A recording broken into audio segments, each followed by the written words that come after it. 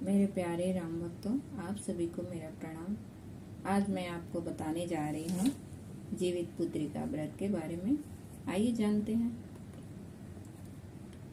जुग जिय सुललनवा भवनवा के भाग जागल हो ललना लाल होइए कुलवा के दीपक सगरे अजोर होइए हो ललना लाल होइए कुलवा के दीपक मनवा में आस लागल हो। आज के दिन वा सुहावन रतिया लुभावन हो ललना दीदिया के होरिला जनम ले होरिलवा बड़ा सुंदर हो।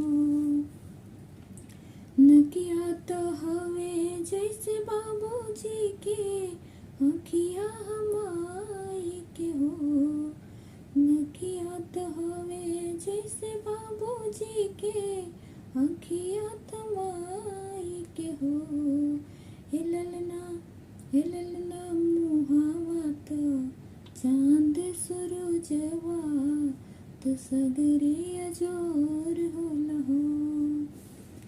सासु सुहागिन बड़ भागिन अनधन लुटावेली हो सासु सुहागिन बड़ भागिन अनधन लुटावेली हो ललना दुआरा पे बाजेला बधाइया अंगनवा उठे सोहर हो। नाची नाची गावेली बहिनिया ललन के खिलावेली हो नाची नाची गावेली बहिनिया ललन के खिलावेली हो ललना दुआरा पे बाजेला बधैया आंगनवा उठे सोहर हो ललना हंसी हंसी टिहुकी चलावेली रस बरसावेली हो जुग जुग जिया सुललनवा भवनवा के भाग जागलो हो ललना लाल होइए कुलवा के दीपक सगरे अजोर होइए हो ललना लाल होइए कुलवा के दीपक मनवा में आस लागल हो। प्यारे भक्तों, आइए हम लोग देखते हैं जीवित पुत्रिका का। जीवित पुत्रिका या जीतिया व्रत कब है जाने। हिंदू धर्म में जीवित पुत्रिका का बहुत बड़ा महत्व है। जीवित पुत्रिका इस व्रत को जीवित पुत्रिका व्रत भी कहा जाता है। इस दिन माताएं अपने संतान की लंबी आयु के लिए व्रत रखती है। यह व्रत कठिन व्रतों में से एक है। माना गया है जीतिया व्रत में महिलाएं 24 घंटे तक अन्न व जल कुछ ग्रहण नहीं करती हैं। जाने इस साल कब है जीवित पुत्रिका पूजन व्रत और शुभ मुहूर्त। जीवित पुत्रिका या जीवितिया व्रत कब है। हिंदू पंचांग के अनुसार आश्विन मास के कृष्ण पक्ष की अष्टमी तिथि को जीवितिया व्रत रखा जाता है। इस अष्टमी तिथि 24 सितंबर को दोपहर 12:38 से शुरू होगी और 25 सितंबर को दोपहर 12:10 पर समाप्त होगी। इस साल जीवित पुत्रिका व्रत 25 सितंबर 2024 को है। जीवित पुत्रिका व्रत का नहाय खाए कैसे कब होगा। 24 सितंबर को जीवित पुत्रिका का नहाय खाए होगा। 25 सितंबर को निर्जला व्रत रखा जाएगा। इसके बाद 26 सितंबर को व्रत का पारण किया जाएगा। जीवित पुत्रिका व्रत का महत्व। मान्यता है कि जीवितिया व्रत से संतान को लंबी आयु होता है। इस व्रत के प्रभाव से संतान को सुख की प्राप्ति होती है। और जीतिया व्रत की पूजा विधि क्या है, आइए जानते हैं। सुबह जल्दी उठकर स्नान ध्यान करने के बाद सूर्य नारायण की प्रतिमा को स्नान कराएं, धूप दीप आदि आरती करें और इसके बाद भोग लगाएं। मिट्टी और गाय के गोबर से चील और सियारिन की मूर्ति बनाएं। कुसा से बने जीमूत वाहन का प्रतिमा को धूप दीप चावल पुष्प आदि अर्पित करें। और विधि क्या है पूजा का? विधान से पूजा करें। विधि और विधान से जीवित पुत्रिका का व्रत और पूजा करें। व्रत के पारण के बाद दान जरूर दें। जीवित पुत्रिका व्रत की पूजा सामग्री क्या है, आइए जानते हैं।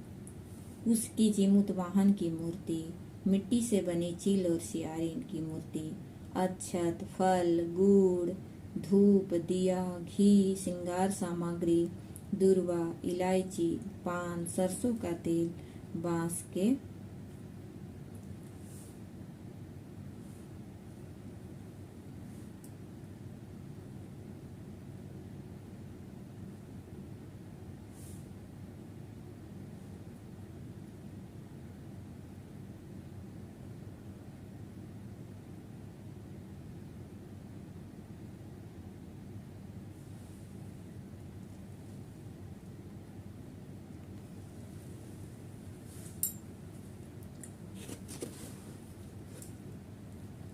मान्यता है कि इस व्रत को करने से संतान के जीवन में कोई परेशानी नहीं आती और उसे हर तरह का सुख मिलता है। यह व्रत संतान प्राप्ति के लिए भी शुभ माना जाता है। इस व्रत में गंधर्व राजकुमार जीमूत वाहन की पूजा की जाती है। इस व्रत को बिहार, झारखंड और उत्तर प्रदेश में खास तौर पर मनाया जाता है। इस व्रत को करने से पहले नोनी का साग खाया जाता है। व्रत के पारण के बाद महिलाएं लाल रंग का धागा गले में पहनती है, जिसे हम लोग यूपी और बिहार और झारखंड में जीवतिया बोलते हैं। उसको गले में पहना जाता है। इस व्रत से एक दिन पहले नहाय खाए किया जाता है। नहाय खाए के दिन भूल कर भी लहसुन, प्याज, मांसाहार या तामसिक भोजन नहीं करना चाहिए।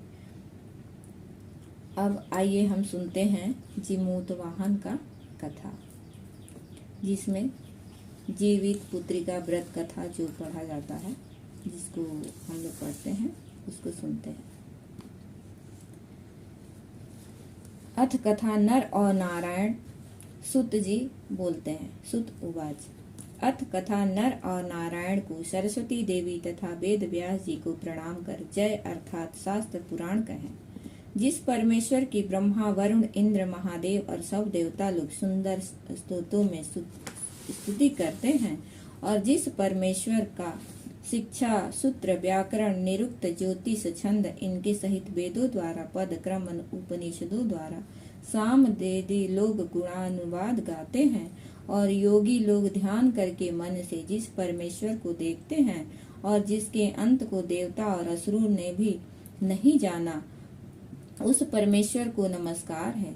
एक समय नैमिषारण्य के रहने वाले सब मुनि लोग संसार के ऊपर कृपा की इच्छा से सूत जी से पूछने लगे, इस भयंकर घोर कलयुग में बालक बहुत काल तक जीते वाले होंगे कैसे? सूत जी बोले, द्वापर के अंत में जब कलयुग प्रवृत्त हुआ तब दुखिनी स्त्रियां विचार करने लगी कि माता जीती हैं, उनके आगे लड़के नष्ट हो जाते हैं। ऐसा निश्चय करके गौतम ऋषि के पास सब मिलकर गए। सुखपूर्वक महात्मा गौतम एकांत में बैठे थे। उनके आगे स्त्रियां नम्रता पूर्वक खड़ी होकर कहने लगी, प्रप्ते अस्मिन् दारुणे काले कथं जीवन्ति पुत्रकाः व्रतेन तपसा वादिपदं निश्चेत्य हे प्रभो इति तासां वचनं श्रुत्वा कथयामास गौतमं श्रृण्वन्तु योषितः सर्वा मया पूर्व यथा श्रुतम्। गौतम उवाच। इस भयंकर समय में किस प्रकार से यातक से हम लोगों के लड़के जीवित रहेंगे, ऐसा निश्चय करके हे प्रभु आप कहिए। ऐसा उन स्त्रियों का वचन सुनकर गौतम जी कहने लगे कि हे स्त्रियों, जैसा मैंने पहले सुना है वैसा आप लोग सुनो। निवृत्ते भारते युद्धे निर्वण्ये पाण्डुनन्दने अथ द्रोणिहन्तान् पुत्रान् दृष्ट्वा द्रुपदन्निन्दिने पुत्रशोकपरीताङ्गी स्वसखी गणसेविता जगाम सा महाभागा धौम्यं ब्रह्माण्डसत्तमम् द्रौपद्युवाचः केनोपायेन विप्रेन्द्रपुत्रा स्युश्चिञ्चरजीविनः कथ अश्व यथा तथ्यं प्रसादात् द्विजसत्तमम् धौम्य उवाच। महाभारत का युद्ध जब समाप्त हो गया, युधिष्ठिर जी दुखी हुए। अश्वत्थामा ने इनके पुत्रों को जब मार डाला, तब इस शोक से घबराई हुई द्रौपदी मरे हुए पुत्रों को देखकर अपनी सखियों के साथ महाराज धौम्य के पास गई। द्रौपदी बोली, हे ब्राह्मण श्रेष्ठ,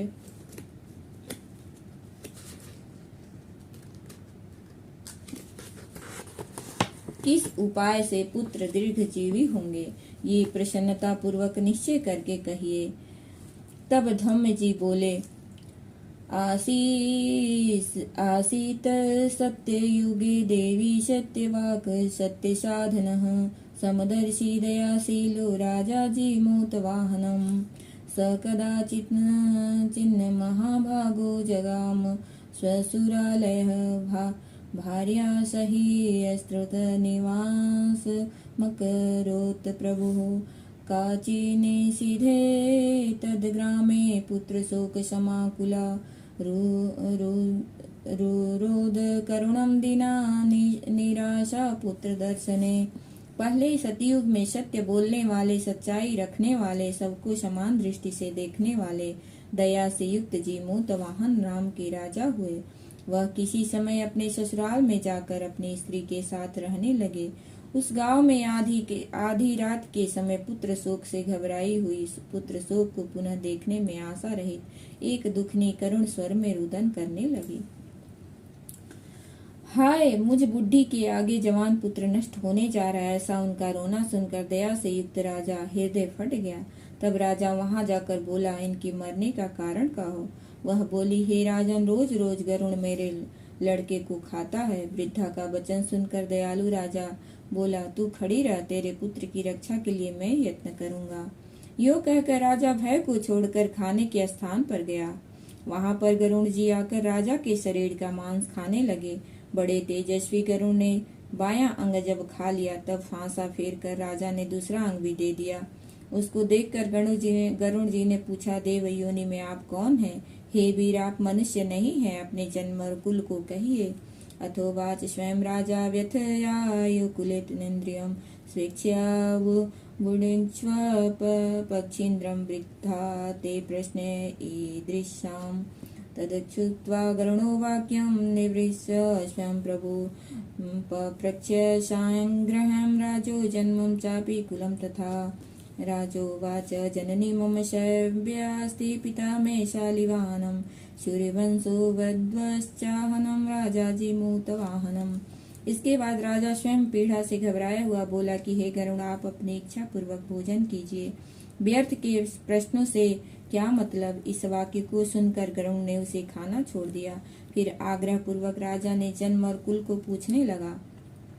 राजा बोले, मेरी माता रानी शव्या है और पिता राजा शाली वाहन है। सूर्यवंश में उत्पन्न हुआ मैं राजा जीमूत वाहन हूँ।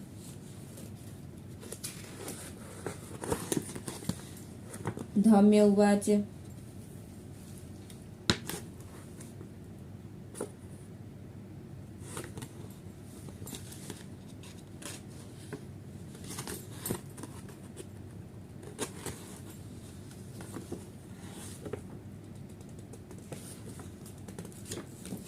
धौम्य उवाच। इस दयालुता को देखकर राजा ने राजा से गरुण जल्दी से बोला कि हे महाराज, जो आपके हृदय में हो सो आप मांगिए। राजा बोला, हे गरुण, आप अगर मुझको वर देना चाहते हैं तो मैं मांगता हूँ, जिनको आपने पहले आहार बनाया है वे सब जी जाएं और फिर अब आप किसी जीव को न खाएं। यही मेरी प्रार्थना है। और जो जीव उत्पन्न होते हैं वे बहुत काल तक जिए, ऐसा उपाय करिए। धौम्य जी बोले, आनंद के साथ वर देकर पक्षियों के राजा गरुड़ स्वयं राजा की इच्छा से अमृत लेने गए और अमृत लाकर पृथ्वी पर मृत शरीर को हड्डियों पर चारों तरफ से खूब बरसाया। तब वे जो खाए गए मनुष्य थे वे सब गरुड़ की प्रसन्नता से और राजा की कृपा से जी गए। राजा का शरीर पहले से दूना सुशोभित हुआ। राजा की दयालुता देखकर फिर गरुड़ जी बोले कि दूसरा वरदान लोक हित की इच्छा में मैं स्वयं देता हूँ। आश्विन मास में कृष्ण पक्ष की अष्टमी बड़ी शुभ है। सप्तमी से रहित वह आज है और तुम प्रजा को जिलाने वाले हो। इस कारण ये आज का दिन ज्ञानमय होगा। श्री दुर्गा जी की मूर्ति का बहुत भेद है जो तीनों लोक में पूजनीय है। हे वत्स, आज अमृत के लाने से इस अष्टमी का नाम जीवित पुत्रिका हुआ और देवी है दुर्गा है। इस अष्टमी तिथि में जो स्त्रियां जीव पुत्रिका का पूजन करेंगी और कुशा से तुम्हारा रूप बनाकर श्रद्धा और भक्ति से पूजन करेंगी, उनके सौभाग्य की वृद्धि और वंश की वृद्धि निरंतर होती रहेगी। हे महाराज, इसमें कोई संशय नहीं है।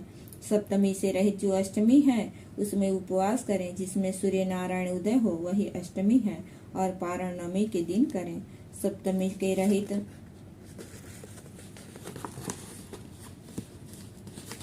अष्टमी नहीं करना चाहिए, नहीं तो कोई फल नहीं होता और सौभाग्य भी निश्चय नष्ट ही हो जाता है। इस प्रकार से गरुड़ जी राजा को वरदान देकर विष्णुपुर वैकुंठ को चले गए। राजा भी अपनी स्त्री के साथ अपने नगर को चला गया। हे देवी, यह बहुत दुर्लभ व्रत मैंने कहा जिस व्रत के प्रभाव से लड़के बहुत दिन जीवित रहते हैं। इस वास्ते हे देवी, इस व्रत को पूर्वोक्त विधि से करो और इसमें पार्वती जी शैलपुत्री जो हैं उनका पूजन करो, तब उनको फल प्राप्त होगा। मुनि के वचन को सुनकर द्रौपदी ने बहुत प्रसन्न होकर ग्राम की सब स्त्रियों को बुलाकर इस उत्तम व्रत को किया। गौतम ऋषि बोले, इस व्रत के प्रभाव को सुनकर चिली ने किसी सखी सियारिन से कहा। उसने भी इस व्रत को स्वीकार किया। किसी पीपल की डाली में रहकर चिल्ली व्रत को करने लगी। उसी पीपल के खोखड़ में सियारिन भी व्रत करने लगी। कहीं पर उत्तम ब्राह्मण से इस कथा को सुनकर चिल्ली ने अपनी सखी सियारिन जो कि खोखड़ में बैठी थी उसे कहा। आधी कथा को सुनकर भूख से दुखी शरीर वाली सियारिन खोड़र से निकलकर जल्दी से मुर्दों से भरे हुए शमशान पर गई। वहां पर जाकर अपनी इच्छा पूर्वक सियारिन ने मांस खाया और चिल्ली ने निर्जल व्रत किया। तब प्रातः काल हो गया। गौशाला में जाकर सुगंधि युक्त सुंदर जल पिया। वहीं पर स्वस्थ चित्त से नवमी के दिन नवमी में पारण किया। कुछ ही दिनों के बाद दोनों ने अपने शरीर को छोड़ दिया। बाद में कौशलपुर में किसी धनी के घर संयोग से दोनों का एक ही घर में जन्म हुआ। बड़ी बहन सियारिन हुई, छोटी बहन चिली हुई। संपूर्ण लक्षणों से युक्त उसको जाति का स्मरण रहा। बड़ी बहन काशीराज से ब्याही, छोटी बहन को अहिन को काशीराज के मंत्री ने गार्ह्य प्रत्यय अग्नि के समीप में विधि पूर्वक ब्याह किया। पूर्व जन्म के फल से मृगनयनी रानी से जो लड़का उत्पन्न किया वो सब यमराज के घर चले गए। जाति का स्मरण रखने वाली दीवान जी की स्त्री ने 8 पुत्र उत्पन्न किए। 8 वसुओं की माता की तरह उसको देखकर राजा की स्त्री राजा के आगे ईर्ष्या के साथ बोली, हे नाथ, मेरे वचन को आप पूर्ण करो और जिस रास्ते से मेरे लड़के यमराज के यहाँ गए हैं उसी रास्ते से अगर हमारा जीवन चाहते हो तो मेरी बहन के लड़कों को भी पहुँचा दो। ये सुनकर राजा ने वैसा ही किया। इसके बाद जीवित पुत्रिका ने उनको जिला दिया। एक समय वन में उनके सिर काट कर बांस की दौरी में रखकर उनके घर भेज दिया। वे सब सिर अनेकों रत्नों से युक्त हो गए। बिना चोट फोट के सभी जी गए। उन लड़कों को देखकर राजा की स्त्री बड़े आश्चर्य को प्राप्त हुई।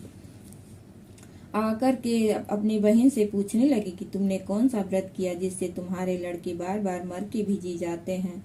दीवान जी की स्त्री बोली, पूर्व जन्म में मैं चिल्ली रही, तू सियारिन रही। जीवित पुत्रिका के व्रत को करती हुई तूने अच्छी तरह व्रत का पालन किया। उसी दोष से हे बहन तेरे लड़के जीवित पुत्रिका के व्रत को करती हुई तूने अच्छी तरह व्रत का पालन नहीं किया। उसी दोष से हे बहन तेरे लड़के नहीं जीते हैं। मेरा व्रत नष्ट नहीं हुआ था, इससे मेरे लड़के नष्ट नहीं होते हैं। हे प्यारी, अब तुम और राजा साहब इस व्रत को करो। इस व्रत के प्रभाव से तुम्हारे पुत्र जीवित रहेंगे।